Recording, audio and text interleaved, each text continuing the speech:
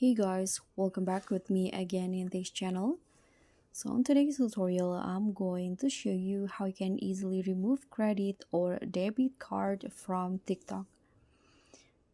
So if you accidentally save your credit or debit card info, or are you just tidying up your payment settings, here I'm going to walk you through how you can remove it easily from TikTok step by step.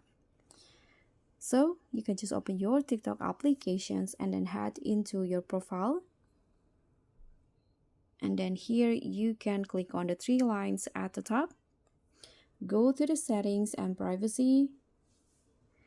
Now under the account settings, you'll see the order options. So just tap on that options and you'll see the order center page.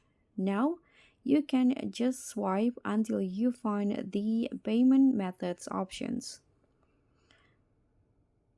So if you previously used credit or debit card, in here you'll see the payment method, your credit card or debit card info in here.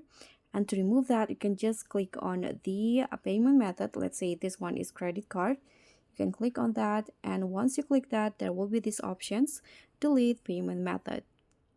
So just click on delete payment method and confirm. And after that, the debit or credit card info will be removed from your TikTok.